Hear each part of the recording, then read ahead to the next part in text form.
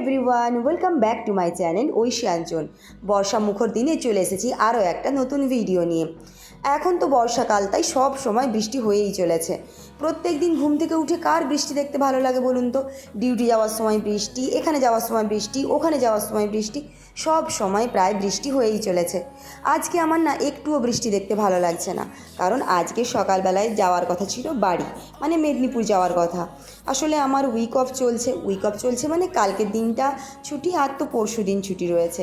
তাই ভাবলাম আজকে সকালবেলায় উঠে একটু যাব আজকে বাড়ি, কারণ গত সপ্তাহে আমি ছুটি পাইনি, এই সপ্তাহে ছুটি পেয়েছি।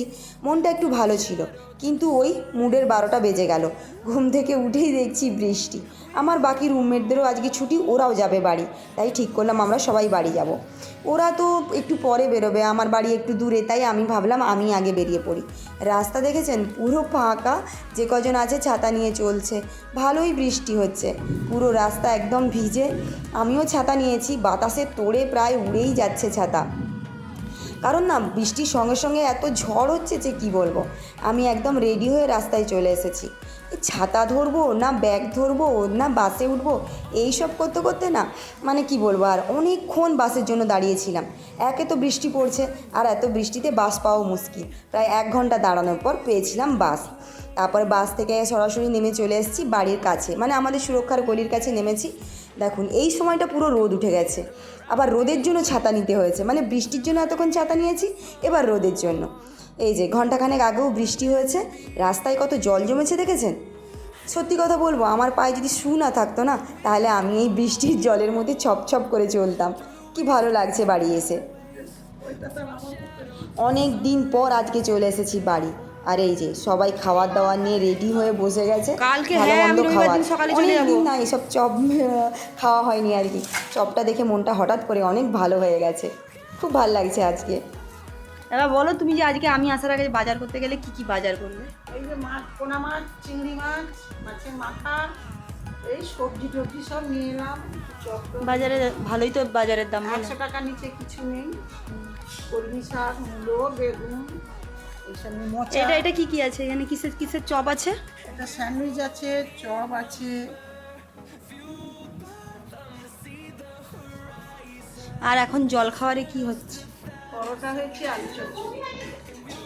তুই বল, তুই তো আমি আসার আগে তুই নাকি শুনলাম কি কি সব খাবার বানাচ্ছিলি, কি বানাচ্ছিলি রে? পরোটা, আলু তরকারি।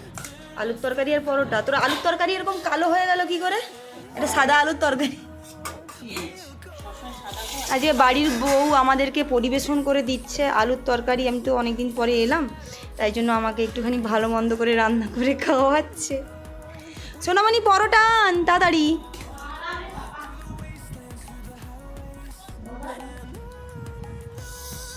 গরম, আস্তে করে ধর। পাতে পড়ছে গরম গরম পরোটা আর আলুর তরকারি। দেখে তো বেশ ভালোই লাগছে। এবার একটুখানি খেয়ে আমি দেখবো কেমন লাগছে। আমাকে আলুর তরকারিটা একটু বেশি করে দিবি, বেশি করে দিবি আমাকে একটু আলুর তরকারি। পরোটা আমাকে একটা।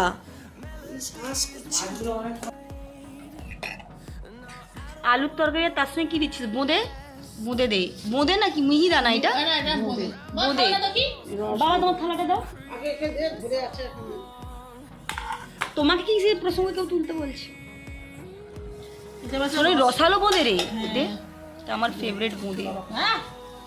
হ্যাঁ না বাবা ধরো। তোর পাতে অনেক লাল গেছে। এটা আমার পরোটা, বোঁদে। সেই সকালবেলা বেরিয়েছি, আমার খিদে পেয়ে গেছিলো। এবার পরোটা, বোঁদে আর হচ্ছে সাদা আলুর চচ্চড়ি।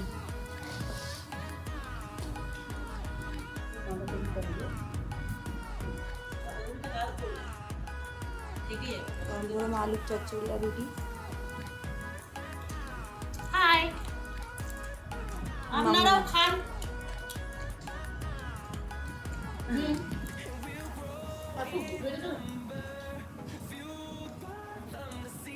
এবার খেয়ে সবজি কাটবে।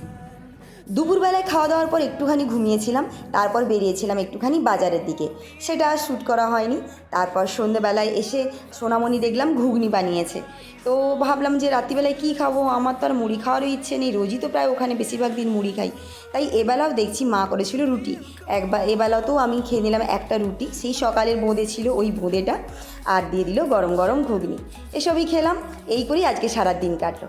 তো কেমন লাগলো এই ভিডিওটা কমেন্ট করে কিন্তু অবশ্যই জানাবেন। Bye bye.